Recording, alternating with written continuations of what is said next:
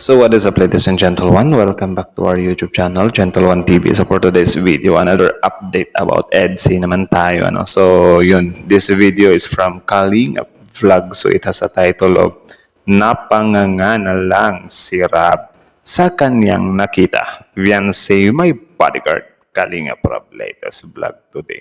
So yun, bago natin simulan, Kalinga Vlog support nyo. Also, Kalinga Prab support nyo rin. At syempre, Gentle One TV. Don't forget to like, comment, share, subscribe. So ladies and gentle one, without further ado, let's watch this video together. Again, the title of this video, Napangangana lang si Rab sa kanyang nakita. Fiancé my bodyguard. Kalinga Prab latest vlog today. So alam naman natin na sobrang lakas na din ng EDC, kaya syempre, yung safety nila. Yun yung pinaka-importante. Also, Jomcar at sa iba pang mga lab teams, So again, ladies and gentlemen, without further ado, let's watch this video together. Kalinga Vlog, Kalinga Prab, Gentle One TV, like, comment, share, subscribe. Gentle One TV, start. Bodyguard, grabe. Kapag paano na bodyguard, grabe. Grabe, Again. Again. Kapag paano na bodyguard, grabe. Kapag paano na bodyguard, grabe. grabe, VNC binigyan siya ng personal bodyguard. Nako. Mapagpalang araw po sa inyong mga kalingap, ibang klase ang ipinakitang suporta ng mga sponsor sa EDC Love Team. Yun. At sana po ay hindi nyo makalimutan ang mag-like sa video na ito mga kalingap, at maraming Like the salamat video. po palagi kay Kuya Val Santos at Kalingap Rab. Si VNC na dati ay hindi man halos kilala siya sa social media. Subalit simula nang nasa Kalingap na siya ay ang lahat ay nagbago na ang takbo ng kanilang buhay, at noon isang napakasimple lamang at ngayon ay nakakapunta na sa mga lugar na sikat at dinarayo ng mga tao, at ang dati na mga pangarap lang ni VNC at sa ngayon ay nakakamtan na.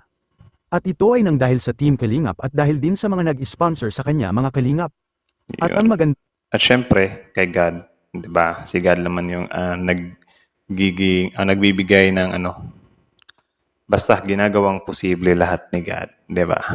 pa nito ay si VNC ay ganun pa rin ang kanyang ugali at hindi nagbabago.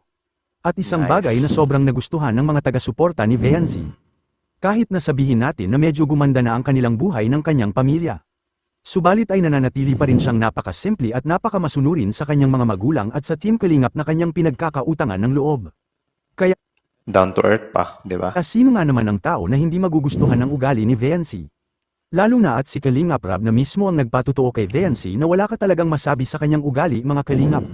Tama. Isipin na lang natin na kahit napakamahal ang bahay na ipinatayo nila kay VNC ay wala tayong mapapansin na nagrereklamo ang mga sponsor ni VNC.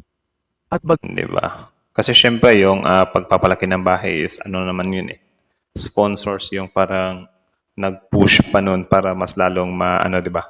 Magawa ng malaking bahay kasi yun nga napakalaki din ng pamilya ni Beyonce. Gos ay masaya pa sila na tinulungan nila si VNC. At matatandaan natin na ang mga sponsor pa mismo ang nagsuggest kay Kalingap Rab na ang magiging bahay ni VNC ay 2 palapag ito. At nang dahil sa pagmamahal ng mga sponsor kay VNC ay nang magbakasyon sila ng Cebu ay binigyan pa talaga si VNC ng personal bodyguard mga Kalingap. Grabe, parang unang pagkakataon yata ito sa Kalingap na ang isang beneficiary ay binigyan ng personal bodyguard at ito ay nangyari sa katauhan ni VNC mga Kalingap.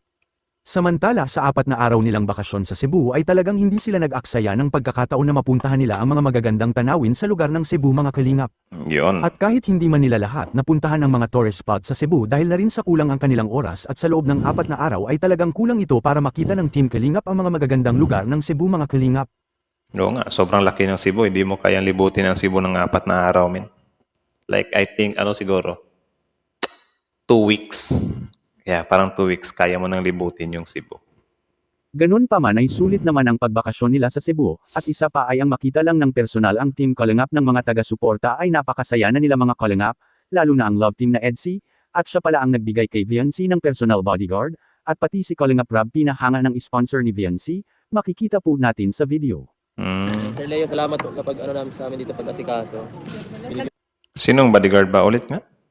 At pati si Kalingap Rab pinahanga ng sponsor ni VNC, makikita po natin sa video. Sir Leo, salamat po sa namin sa amin dito. Sir Leo. Binigyan ka pa niya. Binigyan ka pa ng Thank you po bodyguard. dun sa Bodyguard? kapag paano na bodyguard, grabe. Grabe, binigyan ng bodyguard min. So, shout out kay Sir, ano? Grabe yun, grabing suporta yun. Tunay talaga. Apo, salamat din po doon. Kasi, Sa bodyguard na hanggang sa Taneric talaga Sir sinamahan. Leo, yung ano daw, yung bodyguard, shout out, napagod yata.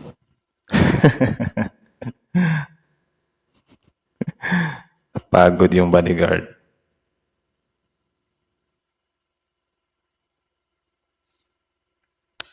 So, yun lang naman, ladies and gentlemen. Thank you so much for watching. So, this video is from Kalingap Vlog. So, support nyo yan. Also, Kalingap Rap, support nyo rin. And syempre, Gentle One TV, di ba? Before you leave on our YouTube channel, subscribe Gentle One TV. So, kita nyo naman yun. Malinaw pa sa klaro na yun, yung sponsor ba yun or sino yun si Sir?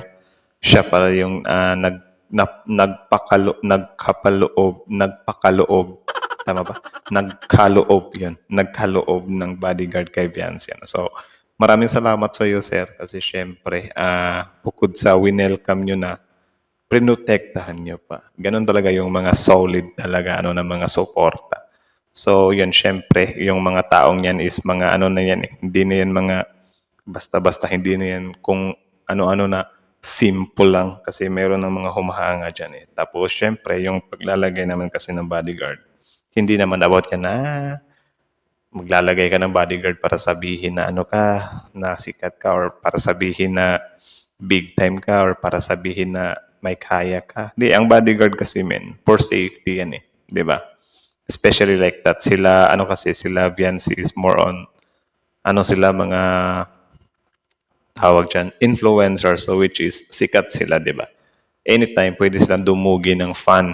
Di ba? Alam naman natin na may klase-klase, kanya-kanyang, may maraming type of fan. May fan na solid fan, may fan na marespeto, may fan din naman na bastos, may fan na aggressive, mga ganun ba na pwede kang dumugin, pwede kang masabunutan, pwede kang meron ding mga haters, di ba? Malay natin, biglang susulpot yung haters mo sa mga fan meet nyo. So, needed talaga ng may bodyguard. At least man lang may magpo-protect, diba? Hindi yan about sa mga mga feeling kayo, naglalagay kayo ng bodyguard. Kasi syempre, alam naman, sobrang laki ng fan base nila eh, diba? Pumapalo nga ng 300,000 plus yung mga views nila. Yung mga taong yan, syempre, nakasuporta talaga yan, diba? Well, siguro meron ding mga bashers pero syempre safety pa rin talaga. Yun talaga yung pinaka importante diyan, 'di ba? Yung katawan natin kasi katawan lang naman nila talaga yung puhunan nila. Tapos yung talent nila sa pag-aarte, 'di ba? So, yun lang naman. Anyways, again, shout outs and doon. Maraming thank you doon kay Sir na ng bodyguard, grabing suporta talaga yun. So, kayo, ano masasabi nyo dito, ladies and gentlemen? Comment down below and then yun, pag-usapan natin yan sa comment section. So, again, ladies and gentlemen, Kalingap Vlog, Kalingap Rap, then Gentle One TV. Thank you so much for watching. Gentle One TV is like, comment, share, subscribe. Huwag nyong kasi syempre, pabutin natin to ng 1 million subscriber. Feeling So, again, thank you so much for watching. Like, comment, share, subscribe.